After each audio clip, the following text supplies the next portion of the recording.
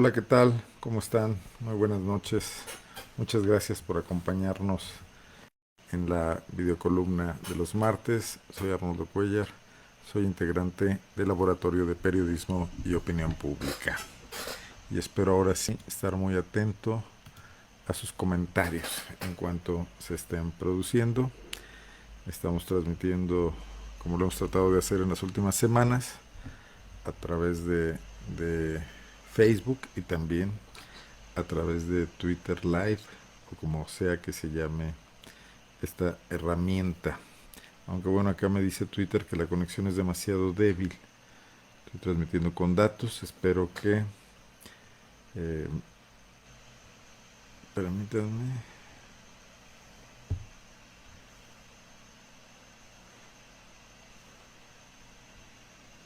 Bueno, espero que me retroalimenten y me digan si se está escuchando bien y no tener problemas con el volumen como en otras ocasiones. Veo que ya se están uniendo algunas personas. Muchas gracias como siempre por acompañarnos. Hoy es martes 22 de junio de 2021. Ya han pasado 3 semanas prácticamente desde las elecciones, aunque se sigue todavía debatiendo secuelas de la nueva integración que tendrán sobre todo los órganos legislativos a nivel federal, aunque también en el caso de nuestro estado las alcaldías y el Congreso del Estado. Y bueno, el gobernador Diego Sinue Rodríguez Vallejo, que mantuvo un silencio más o menos largo durante las campañas, cosa que no viene mal, aunque había temas en los que hubiera sido importante escuchar la voz del titular del Poder Ejecutivo de Guanajuato, como la violencia vivida en las campañas, donde no hubo prácticamente pronunciamientos. Bueno, ahora ha reaparecido con, con temas que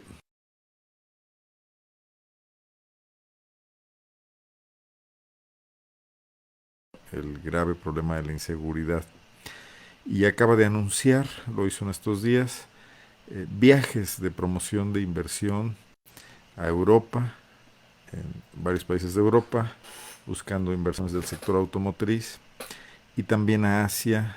En septiembre estará en Europa y también planea ir a China en octubre y anuncia viajes a Japón el próximo año y una intención que no parece todavía muy clara de ir a Singapur con los 46 alcaldes electos. Estos viajes que se pusieron muy de moda en otras épocas, con Vicente Fox al final, con Juan Carlos Romero Hicks, con Juan Manuel Oliva incluso, y que habían ya, no se habían venido realizando en los últimos años. Desde luego que es un tema importante en un mundo globalizado, que el gobernador de un estado salga, conozca mundo, haga gestiones, trate de aprovechar los momentos más como estamos saliendo de una pandemia con graves problemas en temas económicos por el impacto de la pandemia y tratando de reactivar el turismo, por ejemplo, no solamente las inversiones, el turismo que es una industria relativamente más limpia y que también deja buenos recursos y donde Guanajuato ya tiene una trayectoria, pese a ser un estado del interior, pese a no tener playas, de cualquier manera es relevante este ingreso, junto con otros que no vienen en este momento al análisis, como son las remesas de los migrantes, que sobre todo en los últimos tiempos y en la pandemia han crecido de forma notable para el país y para Guanajuato. Pero decía yo en el título de esta charla que el gobernador se va y nos deja el estado incendiado. Y bueno, no es para menos, no estamos exagerando. En estos días fue noticia la masacre en Reynosa, en la frontera, de un grupo de sicarios que dispararon a mansalva contra personas, más de una docena de personas asesinadas por, por gusto, al azar, sin otro objetivo que sembrar el terror. Pero no estamos lejos de eso. Tenemos menos reflectores nacionales en este momento, pero el día de ayer, lunes, en Salvatierra, comenzamos la semana con esta noticia de un asesinato múltiple o una masacre, como les hemos llamado y como les han llamado los especialistas, en el municipio de Salvatierra, en Guanajuato, en el sur del estado, en una comunidad rural, San Nicolás de los Agustinos, donde fue atacado un taller mecánico de motocicletas. Y como suele ocurrir, no tenemos idea ni pormenores de por qué ocurren este tipo de ataques, cuál es la lógica detrás de ellos, cómo se están moviendo los grupos criminales en el Estado.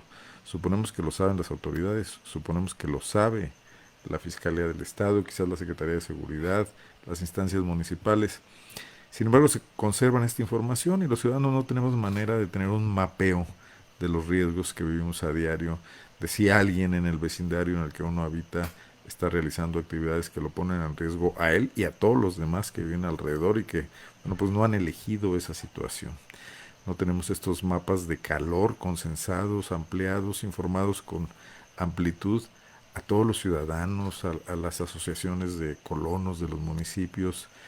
No sabemos incluso si los alcaldes y ahora los alcaldes electos tienen acceso a este tipo de información, que sería un primer paso para diagnosticar este grave problema al que nos enfrentamos y tomar previsiones. Las autoridades las que les toque, los ciudadanos las que podamos hacer y tener para eh, minimizar los riesgos a los que nos enfrentamos. Es lo menos que podemos pedir. Si las autoridades no están controlando el problema de la violencia y la inseguridad, tendrían que compartir la información. La información que es útil al ciudadano, desde luego, no la de inteligencia que ellos pueden estar usando para tratar de controlar este tipo de problemas, si es que lo están haciendo, porque la verdad es que los resultados no permiten mucho abonar en este sentido. Y este tema está provocando situaciones delicadas. Una de ellas ocurrió también en estos días y fue esta advertencia que lanza el gobierno de los Estados Unidos, su Departamento de Estado, para que los nacionales de su país, los ciudadanos norteamericanos, se la piensen dos veces antes de venir a Guanajuato.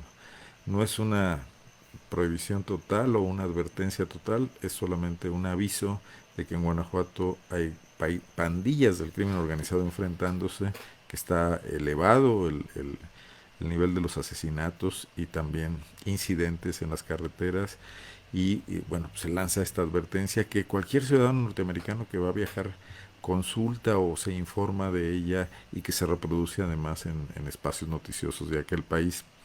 No es ninguna buena noticia, ya ha sido comentado así por representantes de la industria. En el caso de León, habló de ello el presidente del Consejo Coordinador Empresarial, Luis Gerardo González. El propio gobernador ha visto esto con preocupación. Al final del día todo esto va generando un clima que también impacta la política de atracción de inversiones. Guanajuato no es hoy el Guanajuato de 2012, 2015, cuando creció notablemente la inversión extranjera directa en nuestro estado. Hoy tenemos una muy mala prensa nacional e internacional derivada de los acontecimientos que ocurren. No es que haya una intención especial de denigrar a Guanajuato. Estamos constantemente en primeras planas de medios con noticias catastróficas de este tipo. Recientemente, en el recuento de masacres y de atrocidades que hace una organización como México Evalúa, muchas veces citada por el gobierno para otro tipo de estadísticas y de datos que les benefician, Guanajuato está entre los primeros lugares donde se están cometiendo crímenes excesivamente descarnados y violentos. Se conocieron también las cifras del mes de mayo, este pasado día 20, sobre incidencia delictiva. Y estamos ahí, aunque con una disminución, y debe decirse, sobre el número de asesinatos del año pasado, que el año pasado se rompieron todos los récords, fue el año de la violencia terminal del Marro y de sus coletazos, finalmente antes de ser capturado en agosto, y que continuó y continúa este año también, todavía con células aisladas, pero generadoras de mucha violencia. Guanajuato ha bajado un poco con respecto a ese año, pero sigue liderando las estadísticas nacionales, sigue siendo el estado con una diferencia notable sobre el que sigue, que si no me equivoco es Baja California y después Jalisco, con mayor número de homicidios violentos. Y un poco la reflexión va en el sentido de que quizás la mejor política de atracción de inversiones es la del Estado. Guanajuato tiene todas esas virtudes que le otorga su geografía, su historia, el crecimiento de su infraestructura, lo que se ha hecho en el pasado, que, bueno, están ahí. Lograron atraer importantes empresas de todo el mundo y generar aquí una plataforma logística en el trayecto de unos pocos años, un logro notable que debe ser plenamente atribuido a la continuidad de políticas de varios gobiernos panistas. Tiene sus bemoles, tiene sus claroscuros, como también lo comentaremos en unos momentos más, que es pues la oferta de mano de obra demasiado barata, que es algo que debería empezarse a contrarrestar, pero bueno, no ocurre así. Más sin embargo, ese Guanajuato era un lugar tranquilo, pacífico, idílico, y eso es algo que hemos perdido. Y el gobierno tiene que aceptar esta situación que todos los días se refleja en cabezas periodísticas, en cabezales de los periódicos, en notas de 8 columnas, incluso los periódicos más afectos a la línea del gobierno y más institucionales u oficialistas no pueden evitar publicar estos hechos de sangre que son el comentario de cada día, que a lo que nos hemos acostumbrado terrible, malamente, no debería ser, porque tendríamos que estar en la actitud de exigir que esas cosas no pasen, que no se repitan, que no se vuelvan parte del paisaje, aunque lo vengan siendo a lo largo de muchas semanas y de muchos meses. La actitud de rechazo hacia eso debería estar ahí en nosotros, en los opinantes, en las gentes que actúan en el escenario público, en los políticos, en los partidos de oposición, en los dirigentes empresariales. Se sabe que es complicado, se sabe que es difícil. Andrés Manuel López Obrador a nivel nacional no ha logrado revertir tampoco esa tendencia, se le ha incrementado y recibe críticas constantes por ello. Y en cambio, a nivel estatal, a veces lo obviamos, queremos hacer como que no pasa nada, se le da la vuelta a la página, nos enfocamos en temas, pues bueno, la pandemia, la atracción de inversiones, cómo va el León, etcétera, pero ahí está ese enorme elefante en medio de la sala. Lo hemos dicho aquí muchas veces, Guanajuato era muy distinto y tenemos que recuperarnos, tenemos que recuperar esa paz. Es una cuestión alcanzable. Deberíamos exigirle a nuestros políticos hoy en estas desabridas campañas que acabamos de pasar que se comprometan con eso. Ellos tienen en sus manos, por ejemplo, los alcaldes, la designación de sus jefes de policía.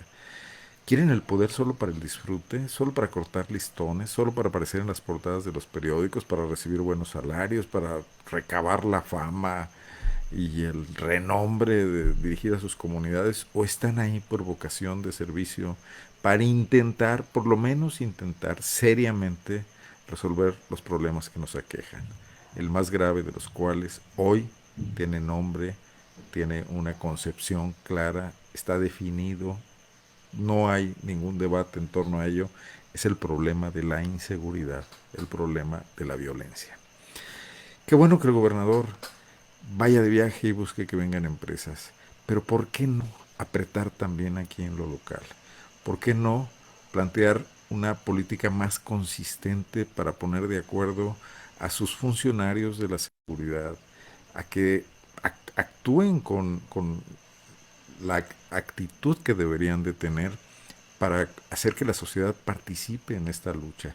Sabemos que en León se abortó un proceso impulsado desde el sector empresarial y desde el propio municipio que encabeza Héctor López Santillana para tratar de modificar la forma en que se realizan denuncias sobre los hechos delictivos y facilitar que la policía municipal pudiese recoger estas denuncias y facilitarle al ciudadano la posibilidad de darle a conocer a la autoridad aquellos hechos donde está siendo afectado y sus derechos están siendo vulnerados.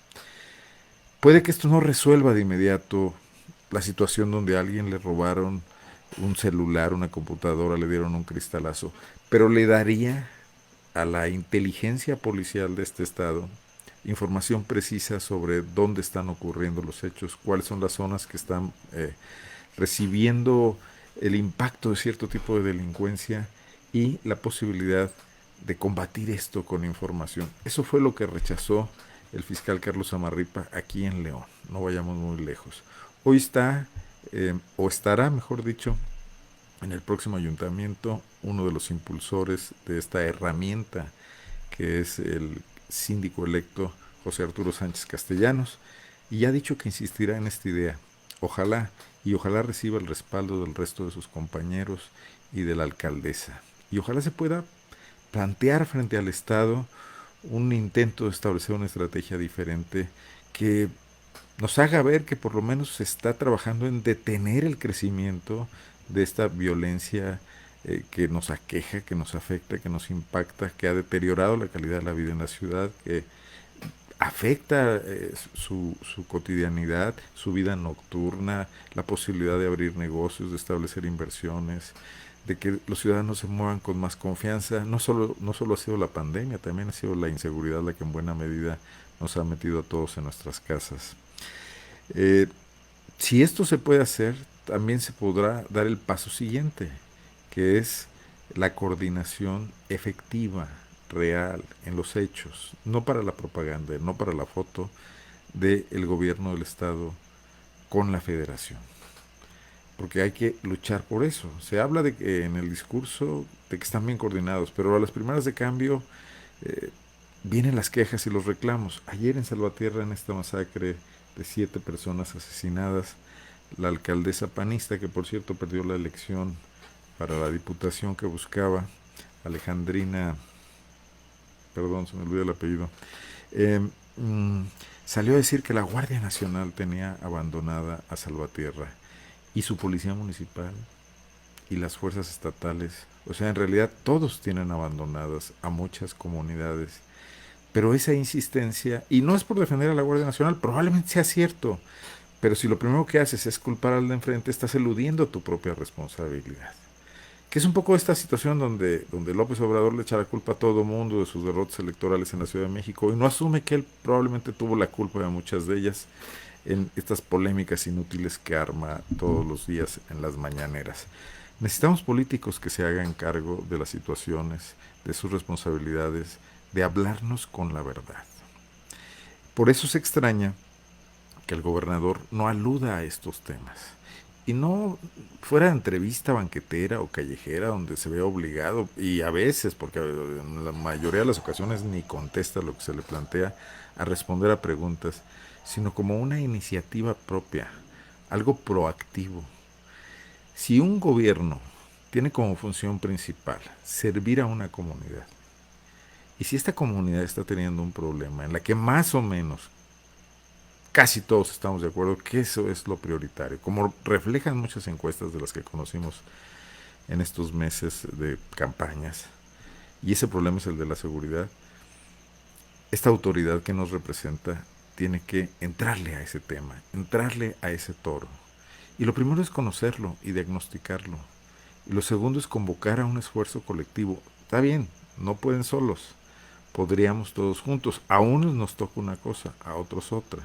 Los ciudadanos no manejamos el presupuesto público, pero los ciudadanos sí podríamos responsabilizarnos, por ejemplo, de denunciar, si nos facilitan la vida, si no tengo que ir a perder una mañana, una tarde y quizá 2 días para denunciar que me robaron mi celular.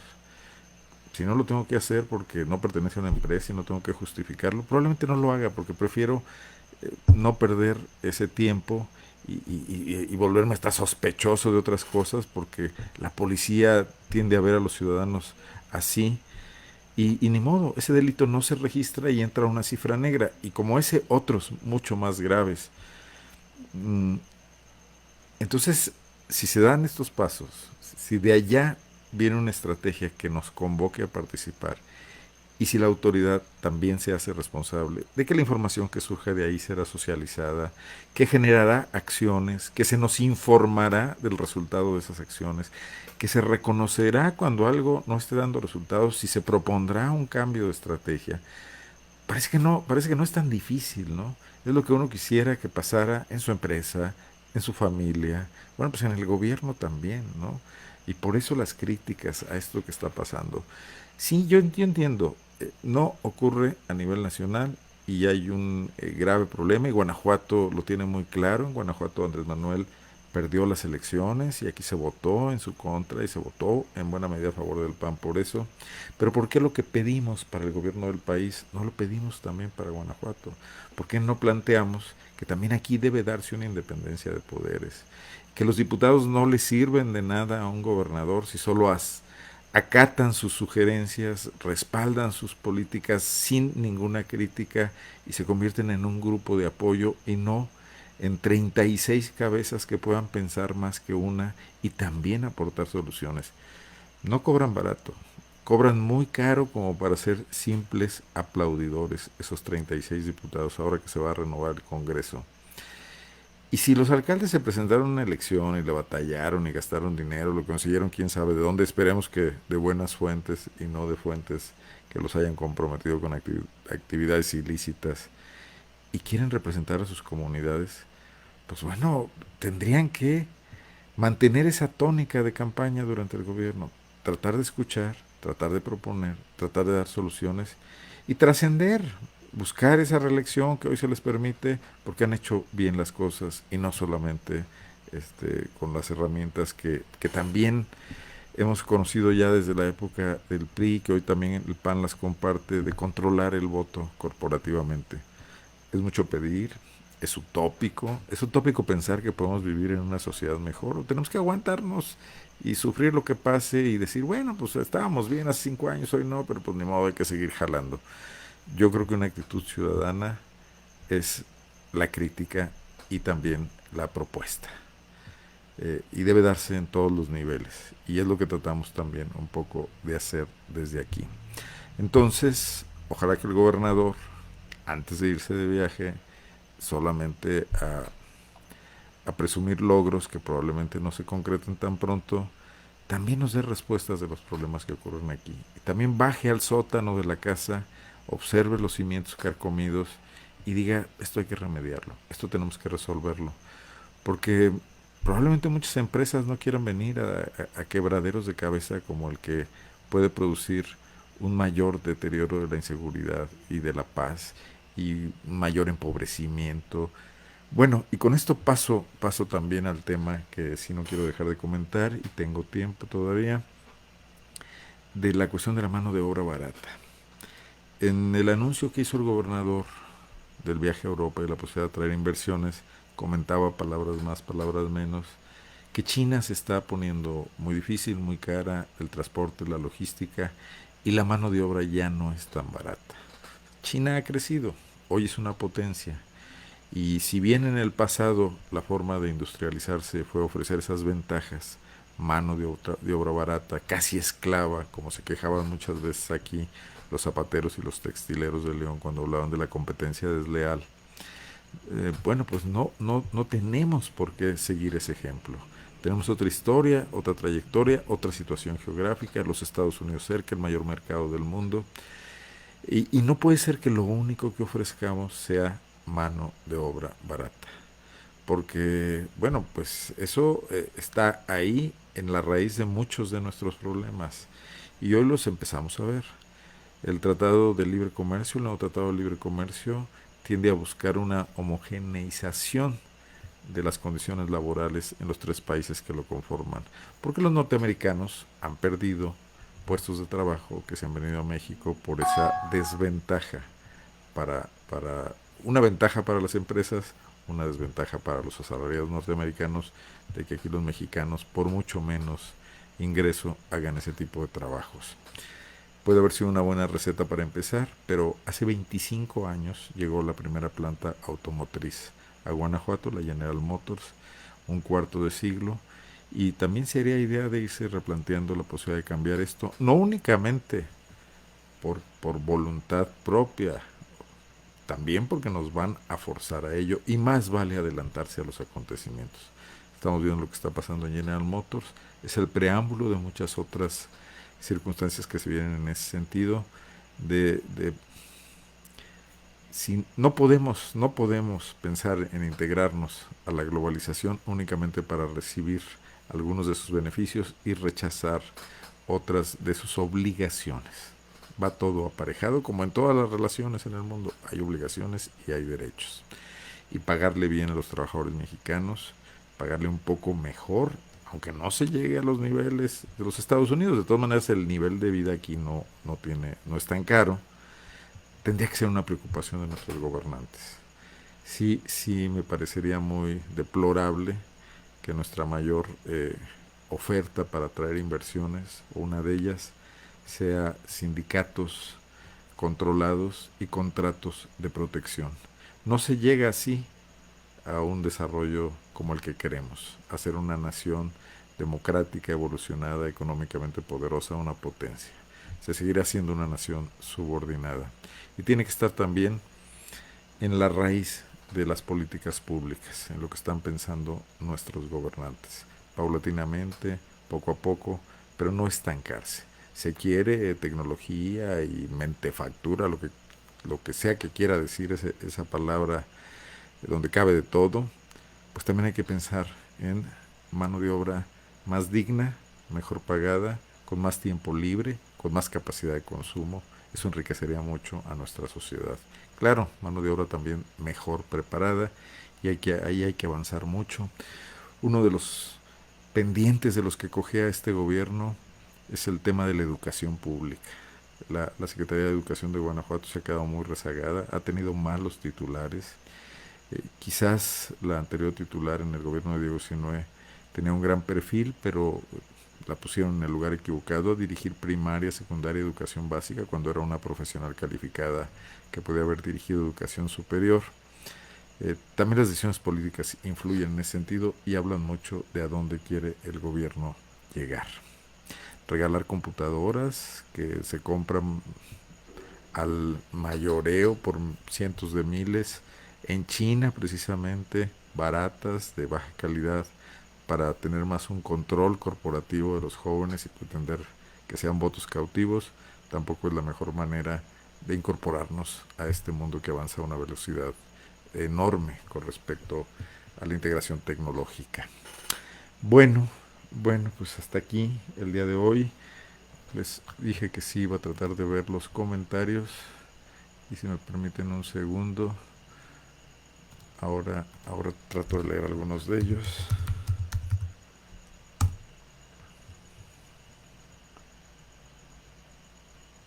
Bueno, hoy sí continuó la transmisión en Twitter, creo que no se cayó, qué bueno.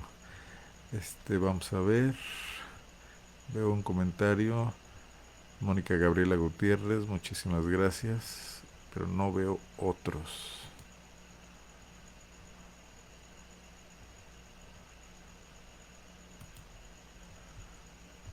Qué barbaridad, bueno.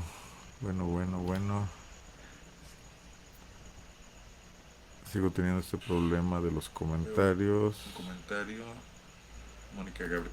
A ver, ya estoy viendo algunos de ellos. Urge nueva vida sindical, dice Francisco Arellano. Javier, buenas noches, Arnoldo. San Luis de la Paz no es ajeno a esa realidad. Gran número de homicidios, como nunca. Habla del tema de la violencia, robo a casa, habitación y comercio. Así es. Pepe Costa, saludos de Celaya. Nora Angélica Carrillo, el dar computadoras a los estudiantes no garantiza avances tecnológicos en la educación. Coincidimos.